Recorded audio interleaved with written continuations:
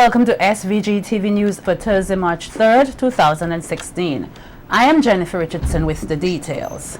The criminal justice system in the Caribbean is broken and is in dire need of reform. This is the opinion of Justice Adrienne Saunders, judge of the Caribbean Court of Justice, who was speaking at the opening of the inaugural meeting of the Advisory Committee of the Judicial Reform and Institutional Strengthening Project at the Sunset Shores Hotel Conference Room. The project is a 5-year regional Caribbean initiative which aims at reviewing criminal justice in order to improve the quality of justice delivery in the region. Pointing out several examples where the justice system has failed citizens of the region, Justice Saunders noted that such incidences amount to what he calls an abuse of the people of the region, who in his estimation deserves better. Each of you must have your own examples, because these are not uncommon things that happen throughout the region. Frankly, viewed objectively, all of this amounts to an abuse of the people of the Caribbean, especially because it not only involves a massive wastage of time and resources, but it also implicates the liberty of the individual in a context where there is very little accountability. Caribbean people deserve a whole lot better, and it is incumbent upon those who work in the justice sector to work towards its improvement. Saunders, in pointing to a report on justice reform in the United Kingdom, stated that fundamental reform is a difficult process, as all stakeholders, such as parliamentarians, the police service, the private bar, Office of the DPP, among others, must work in tandem. He added that whilst the Advisory Committee of the Judicial Reform and Institutional Strengthening Project cannot solve all of the ills of the region's justice system, it will do its part in giving advice and guidance for what he terms a reform movement, as well as the laying of proper guidelines and planning. Of straightening out all the ills of the criminal justice system is beyond the possibilities of this committee. Our modest goal in establishing the committee is fundamentally twofold. Firstly, to encourage the establishment of and provide advice and guidance to a coherent reform movement which we would like to see take root in each state. And secondly, to oversee the development and execution of practical plans that can be implemented in the courts without much difficulty. Also making remarks at the opening ceremony was former parliamentarian and president of the SVG Bar Association, René Batiste, who pointed out that the magistracy plays a key role in the justice system, as it is the first line of judicial administration, and welcomes reforms which would enhance the delivery of justice. Batiste said the magistracy faces many challenges, particularly in human and material resources, and is calling for the implementation of strong innovative ideas to combat the criminal elements which soil the reputation and development of Caribbean states. All attempts geared at upgrading and enhancing of this magistracy will be more than welcomed. We must keep pace and modernize with the administration of criminal justice within our state and across CARICOM, because the myriad scourges of criminal on the world is affecting our developing states, small island or not, and often cause our beautiful islands to become synonymous with money laundering, violent crime, and other dark blemishes of crime. On the other side of the coin, we must be equally strong, innovative, and ready for the task. But our lumbering criminal system, administration system, has to keep pace with the imagination of the ICT in our midst. Meanwhile, Director of the Public Prosecution Service of St. Lucia, Victoria Charles Clark, is of the view that reform is a critical component of any criminal justice system in all jurisdictions, and comprehensive work is needed throughout the region to address its problems. Clark says suggestions given by legal stakeholders will be reviewed and is hopeful that an analysis of the data collected will point out critical areas to be addressed. The rights of children and their access to justice, the rights of persons with disabilities, gender sensitivity issues, use of technology in increasing efficiency and fairness in the criminal justice system, and also to expedite the hearing of cases by having more efficient case management. We also looked at sentencing guidelines and setting of benchmarks for judges and magistrates in order to establish standards and ensure fairness.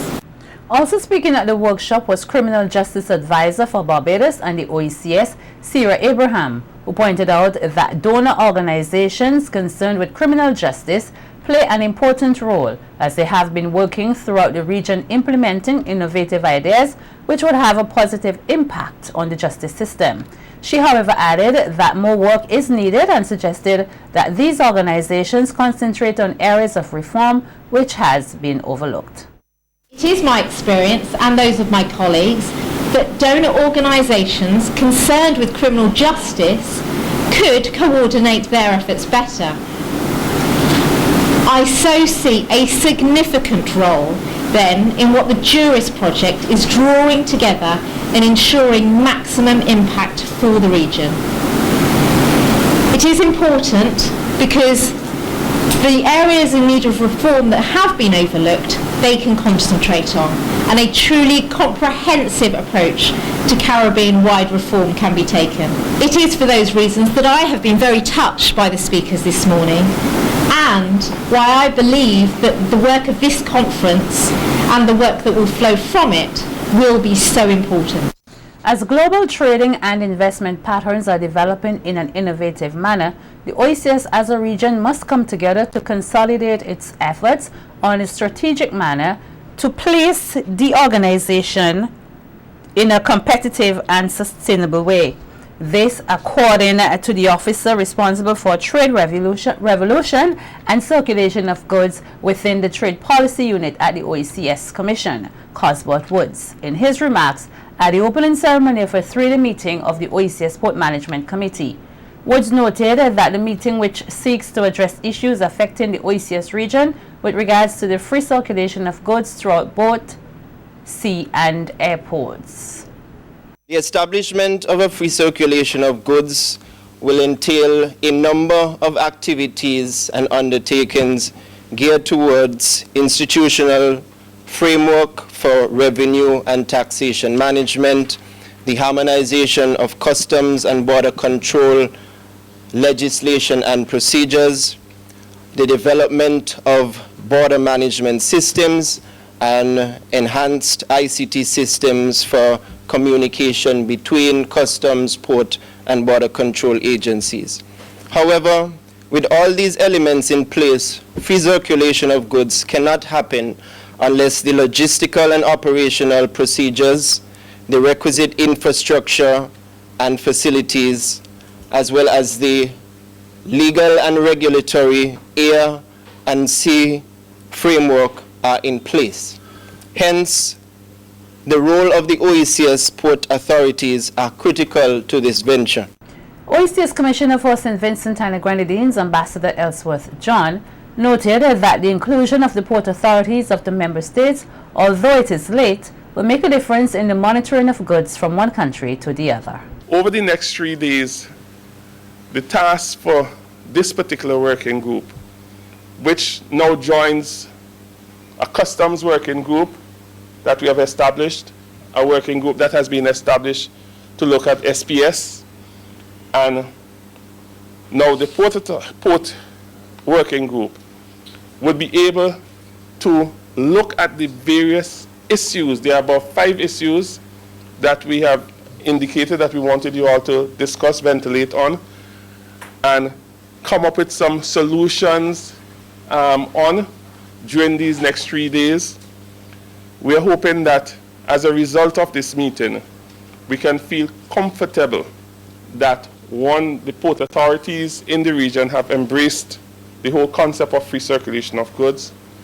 2, that you're working very closely to harmonize your processes. If all of us have different pay schedules, if we have different issues in terms of our port, we cannot be an effective economic union and have economic free circulation of goods. John further added that the free circulation of goods will not only increase trade among the OECS member states, but also promote job creation and economic stability.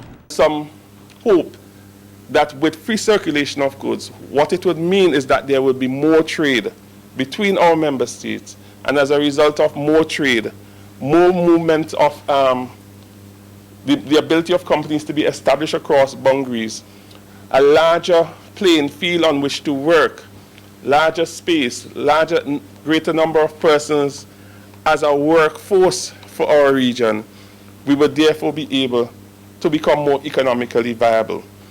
And therefore, these are some of the considerations that has to be taken into consideration. Chastising the way the Milton Cater Memorial Hospital is being run, Opposition Member of Parliament for West Kingstown, Daniel Cummings, says the lack of supplies at the country's main medical facility is a dishonor to the people of St. Vincent and the Grenadines.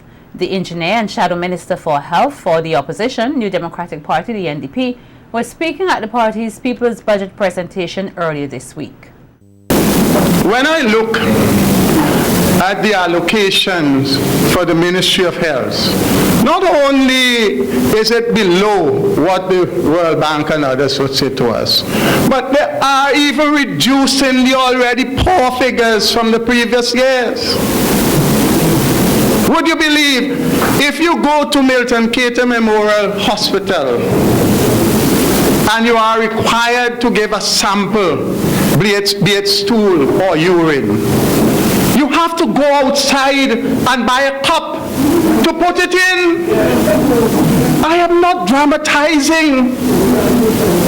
If you have a sore to be bandaged, you first go and get the plaster before you go to Milton Cater, or you wouldn't get it dressed. That is what passes for health care at the premier medical institution in St. Vincent and the Grenadines. Cummings went on to criticize the way the Ministry of Health is combating the Zika virus. He says the ministry needs to pay more attention to fighting the mosquito that is responsible for the spread of the virus. You speak with the professionals in the Ministry of Health and they are embarrassed to hear the utterance of someone as a Minister of Health. The problem is the mosquito. You can't supply bandage, but you want to deal with Zika. That the mosquito is a problem. And all you have to do is systematically work on it. I have said so many times, employ people in droves, use a YES program and train these people. Get a concerted program to educate the population. You can't do it by yourself. You have to involve the whole nation. It's our country, it's our lives. But you must have a passion about it. You must have a love of the people. You must want to solve the problem. The Ministry of Health, on the other hand, says it has already initiated an action plan to control the spread of the virus, including a national cleanup campaign, which is currently taking place, particularly in areas identified as hotspots for the breeding of mosquitoes. So far, SVG only has one reported case of the Zika virus. The infected person, who lives in the Grenadines, made a full recovery. And critical of the Unity Labour Party's administration education revolution, Member of Parliament for the Southern Grenadines, Terence Oliver, said the One Laptop Child initiative that was implemented by the ULP is a failed project. In his presentation at French's House at the NDP's People's Budget session, Oliver noted that the project was originally publicized by the opposition leader, Annie Mustus, but he was mocked and ridiculed, only to have the ULP sometime later shabbily implement the project. They went and they implemented it. But I want to ask you, how many years now were laptops given out? You remember the year? Any of you remember the year? I think it was 2011. All right. Okay. Laptops given to children. You're talking about zero hunger. You're talking about job creation. Now, if you're helping the poor, then all schools should have effective Wi-Fi, broadband, whatever they call the thing. I'm not a technical man. But when you go to some school, you did in this corner, you could only get Wi-Fi. You go to the other end, no Wi-Fi. Ask your children what is happening. Oliver questioned the ability of the ULP administration to carry out the project, since he said they did not look into how they could connect the initiative to give students the best education. This country should have been now a hive of activities. When you enter a classroom, teachers don't have to say, take out your laptop because that's what they're teaching by. But now the laptop's not even going to school. The laptops are seen. The laptops are seen by the roadside, by some neighbor, by some business places in the road trying to thief a little Wi-Fi. And if you so care for the poor, you would have done what the NDP said and make sure that this whole country had Wi-Fi so the poor people could benefit from the initiative that you put in. St. Vincent and the Grenadines is joining the rest of the world in observing Salt Awareness Week, and the Ministry of Health, Wellness and the Environment, under the theme Reduce Salt, Healthier Life, is highlighting the importance of reducing salt among the local population. Speaking at the launch of the 2016 program at the Kingston Clinic on Wednesday, program specialist for the Pan American Health Organization, Anique Wilson, noted that high salt consumption, which is the major cause of hypertension or high blood pressure, has accounted for over 9.4 million deaths worldwide each year. Wilson said that action must be taken in order to tackle the impacts of chronic non-communicable diseases. We have agreed that reducing salt intake is cost-effective. It is a cost-effective way to reduce cardiovascular diseases, which is really heart disease. But the Ministry of Health and the Pan American Health Organization cannot do it alone. We need all to work together. We need the leaders in non-governmental organizations, representing consumers, sports clubs, service clubs, faith-based organizations, scientific organizations, civil society, the food industry, including the food processors and distributors, along with healthcare professionals. All of you to work together to reduce the amount of salt the people of St. Vincent and the Grenadines are consuming. This is the only way in which we can ensure that our children grow healthy and that we prevent the consequences of high blood pressure. I call on all present here to encourage the younger generation to become more active. Participate in sport, walk more, swim more, keep moving. It's good for your health. Watch what you eat and keep your weight down.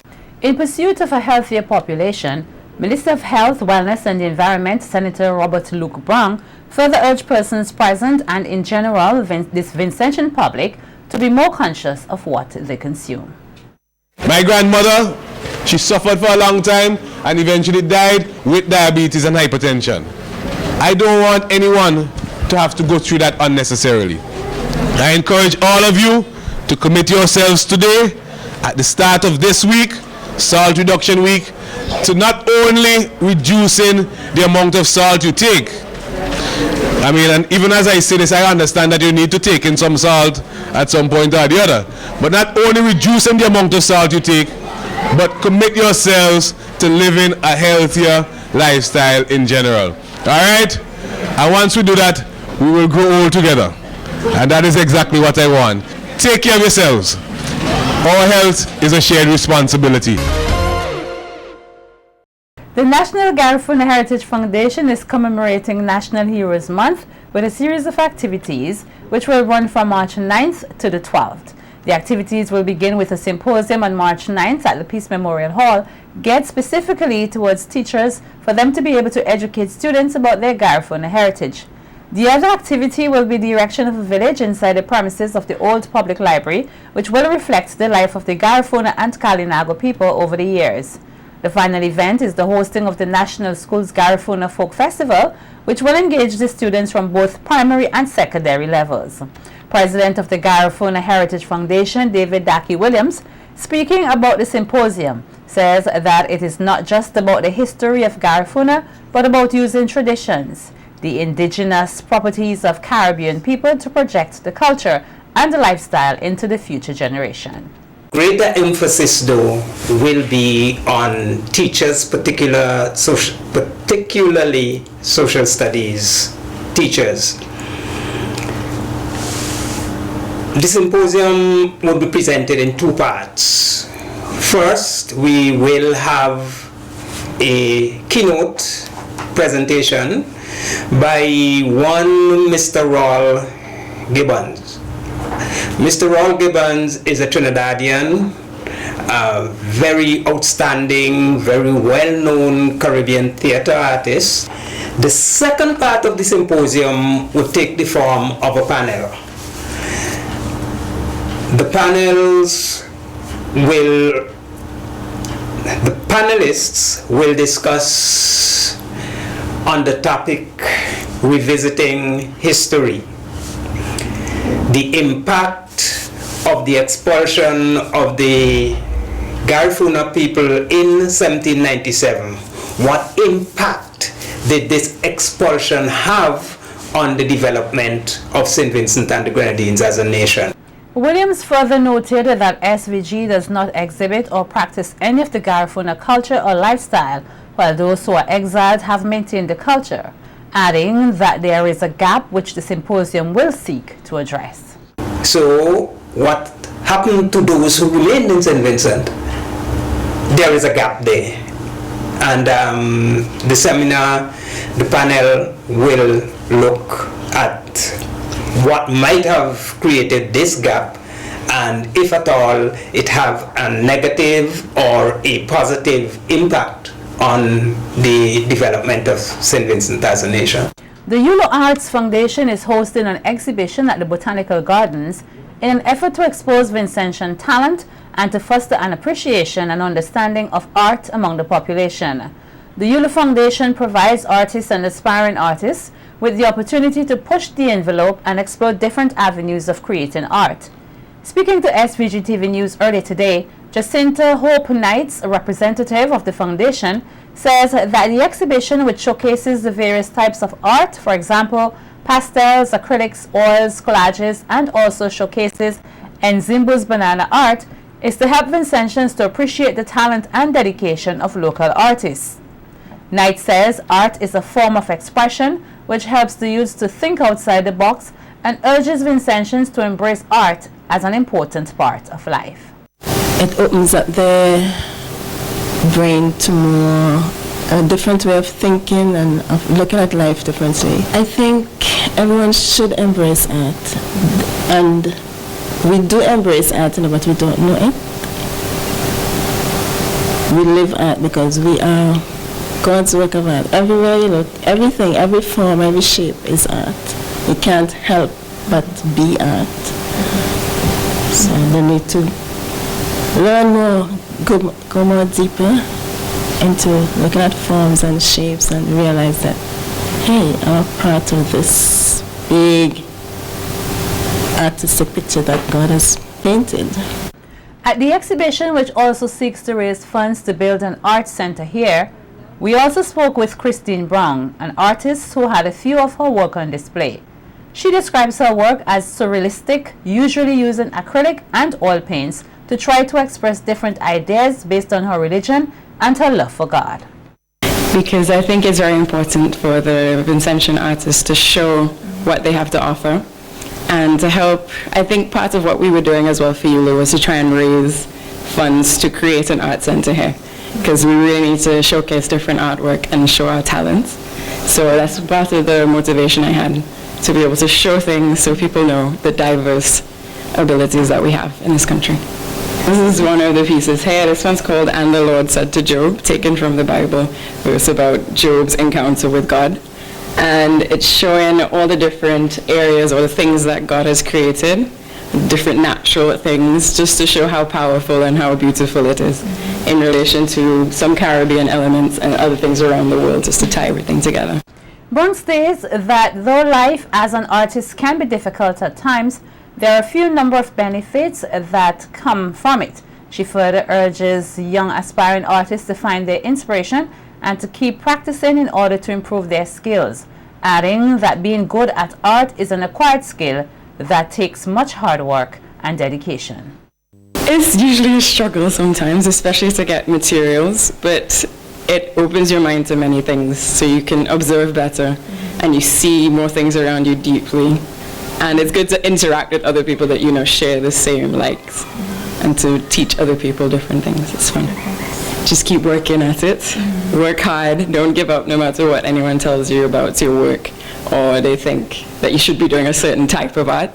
Don't give up on whatever you want to express, and always have in mind what your goal is and who you're trying to show in order to help them to create more work and to see. The Department of Foreign Policy and Research in the Ministry of Foreign Affairs earlier today launched its annual essay writing competition. The competition is open to persons between the age group 15 to 30. Speaking at the official launching ceremony at the Foreign Affairs Conference Room, Digicel representative Daniel Cupid said the company is a proud sponsor of the venture and that participants can use the competition to sharpen their communication skills. Communication leads to community. That is, to understanding, intimacy, and mutual valuing. By asking persons to write on these topics forces them to think them through and be versed with their implication as to inform their peers and wider community. Noting the importance of foreign affairs to SVG's development was Deputy Prime Minister and Minister of Foreign Affairs, Trade, Commerce and Regional Integration, Sir Louis Straker. Sir Louis says the competition would help the ministry promote St. Vincent and the Grenadines, as well as give new ideas on how to deal with some ongoing issues in the world today. So I trust that this essay competition would really enlighten the public, enlighten our minds, and we can continue with this program and show that the Ministry of Foreign Affairs, Trade and Commerce is a very significant ministry in the government. The whole government turns on the fulcrum of the Ministry of Foreign Affairs. Without Foreign Affairs, we don't have the resources that we can generate internally. We are dependent on foreign help, aid, or loans. And unless we do our job properly, we will not be able to do it. And we need somebody to tell the story. And the essays will be able to tell the story of what we are doing or what we can do in order to promote ourselves here in the ministry and the government and the country of St. Vincent and the Grenadines. A fine of $20,000 was today imposed on Jerry Clark, a 27-year-old construction worker of Georgetown, after he was convicted on a charge of having in his possession over 15,000 grams of marijuana with intent to supply to another on August 20th, 2015 in the Fancy Mountain. The court heard that on the date in question, members of the Special Services Unit were on routine foot patrol in the mountain when they came upon a hut. Having entered the hut, which was opened, Clark along with two other occupants were reportedly met sleeping. They were awakened by the officers who immediately carried out a search and discovered the quantity of marijuana in a nylon sack which was located under the bunk which Clark was sleeping on. Clark, along with the other two occupants, were initially arrested and charged for the offense and had pleaded not guilty. However, during cross-examination by Prosecutor Station Sergeant Elgin Richards, Clark admitted to the offense and requested that the court be lenient with the other two men who maintained their innocence throughout the trial. As a result, the two were acquitted of the charge. Clark was given until September 30th this year to pay the fine. In default, he faces 15 months jail term.